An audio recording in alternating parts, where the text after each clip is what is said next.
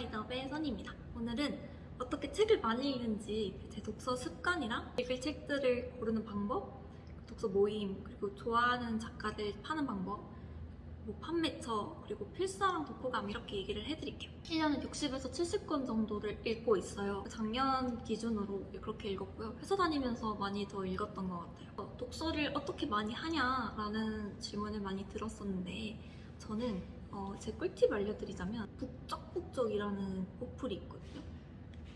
되게 귀여워요.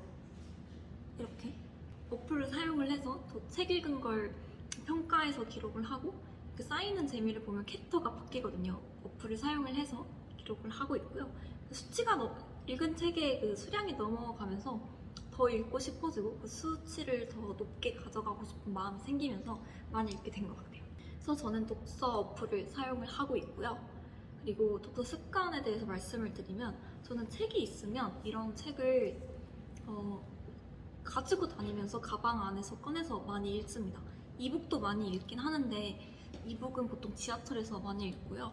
책 같은 경우에는 틈틈이 버스 기다리거나 아니면 친구들 기다릴 때 카페에서 많이 읽는 편이에요.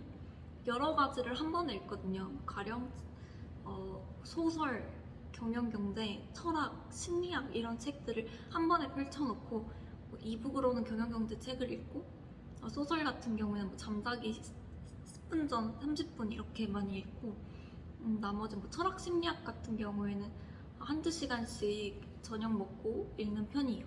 그렇게 여러 가지를 한 번에 읽으면 책을 꼭 다 읽진 않아도 되거든요. 저도 흥미로운 부분만 골라서 읽고 저한테 필요한 부분만 읽고 읽다가 좀 지루해지거나 재미없으면 다른 책으로 넘어가고 또 다시 돌아와 보고 그래도 안 읽히면 다시 그냥 안 읽어버리거든요. 그 책은 덮어버리고 그런 식으로 저한테 조금 당시 흥미로운 책들을 많이 읽고 꼭 다 읽으려고 하지는 않는 것 같아요. 그래서 그러면 어떤 책을 읽어야 될지 모르겠다 이렇게 막막할 수 있을 것 같아요. 그래서 저는 그 독서 유튜버를 되게 많이 봤어요. 겨울 서점이라던가 그리고 최이나 대표님이 하시는 최이나 책방도 가서 큐레이션된 책들을 많이 봤어요. 독서 유튜버들을 봐서 어떤 책들이 재밌는지 많이 보려고 했고요. 두 번째로는 그 책방 교보문고도 괜찮고 이렇게 저처럼 그냥 소규모로 하는 책발전소나 이런 최이나 책방도 가서 큐레이션 되어 있는 책들을 보면 추천드립니다. 책방 같은 경우에는 어쨌든 큐레이션 된 작품들이 많으니까 처음 보는 작가들, 처음 보는 장르도 많이 도전을 해볼 수 있었던 것 같아요. 그래서 저는 두 가지 방법 다 활용하시는 거 추천을 드립니다. 또 제가 책을 이제 계속 혼자 읽다 보면 외로울 때가 있어요. 이 책에 대해서 사람들이랑 얘기를 나누고 싶은데 주위에 이 책을 읽는 사람이 없다 싶으면 이제 사람들을 만나러 갔었는데 저는 독서 모임을 했었어요. 소모임 어플을 켜서도 하셔도 되고요. 트레바리라는 플랫폼을 활용을 해서 하셔도 됩니다. 저는 트레바리 어플을 활용을 해서 독서 모임에 나갔었는데요. 지금까지 좀 3차례 했는데 첫 번째는 인간관계에 대해서 나와 너와 조직과 그 부분에 대한 인간관계를 다루는 컨텐츠의 독서 모임을 나갔었고요. 두 번째로는 이제 주식 관련된 재테크 붐이 일어났을 때여가지고 재테크 관련된 책을 읽으러 나갔었어요. 그래서 그 책을 어쨌든 한 달에 한 권씩 읽고 독후감을 쓰고 토론을 하는 게 이제 그 1년의 과정인데 그 과정을 통해서 책도 무조건 읽어야 되고 독후감도 써야 되니까 한번 복기도 해야 되죠. 그리고 그 복기한 내용을 바탕으로 토론도 진행을 해야 되니까 총 3번 그 책을 읽는 거더라고요. 그래서 저는 여러 번 사람들이랑 얘기를 할 수 있고 또 공통된 관심사로 다양한 얘기를 할 수 있어서 독서 모임도 추천드립니다. 또 사람들이 어쨌든 10명에서 20명 가량 모이는 모임이다 보니까 하나의 책을 읽어도 되게 다양한 관점으로 읽게 돼요. 그래서 각자 살아온 배경과 그 백그라운드가 다르기 때문에 어떤 식으로 책을 읽었고 어떤 관점으로 인사이트를 얻었는지 배울 수 있어서 되게 뜻깊고 재밌는 경험이었어요. 그래서 독서 모임도 많이는 하지 않고 1년에 한두 번 정도는 하고 있어요.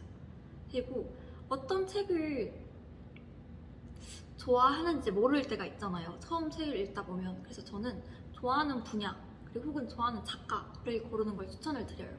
가령 저는 요즘엔 뇌과학 책을 되게 좋아해서 뇌과학을 검색을 해서 탑순위에 나오는 책들을 골라서 계속 읽고 있고요. 그리고 심리학에 대해서 관심이 많을 때도 심리학 혹은 뭐 진화심리학, 인지심리학 이렇게 디테일하게 나눠서 검색을 했고요.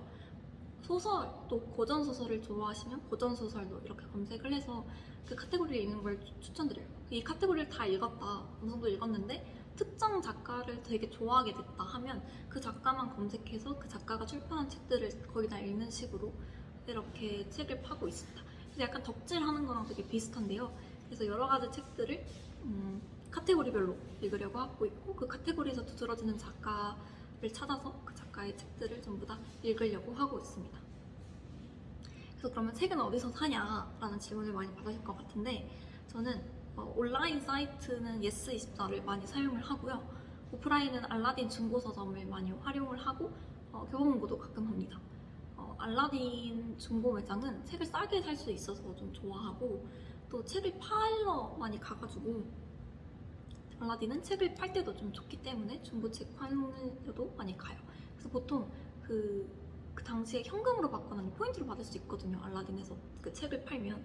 그래서 저는 그 포인트로 받아서 그 자리에서 뭐 갖고 싶은 책들을 사서 다시 이렇게 지불하는 방식으로 사용을 하고 있습니다. 그리고 예스24는 예스24 그 이북이 되게 잘 돼 있어요. 그래서 예스24를 많이 쓰고 있고, 도서관이 근처에 있다면 도서관을 많이 방문하시는 것도 추천드려요. 아무래도 책값이 되게 비싸기 때문에 도서관을 추천드립니다. 물론 저는 도서관보다는 그냥 책을 구매해서 읽는 편이긴 해요. 주위에 읽은 책들을 재밌었으면 주위에 많이 추천해줘서 빌려주기도 하고 선물도 해서 저는 구매도 많이 하고 있습니다. 그리고 마지막으로 제일 중요한 게 6번째가 필사를 하는 건데, 독서를 하고 난 다음에 이게 되게 휘발성이 강해서 까먹을 때가 많거든요. 그래서 저는 그때그때 이렇게 인상 깊은 문구들이 있는 페이지는 접어서 표시를 해놓고, 책을 다 읽으면 아이패드에 노트를 켜서 인상 깊었던 구절을 필사를 하는 편입니다. 필사를 하게 되면 어쨌든 되게 인사이트가 있는 내용들의 경우에는 기억에 남게 되고, 또 문체나 어투가 되게 특이했던 작가들의 경우에는 그런 문체를 배울 수 있는 경험이 되어서 좋고요. 나중에 1, 2년 지나서 필사를 봤을 때 이런 책을 읽었구나 라고 다시 기억을 할 수 있어서 좋습니다.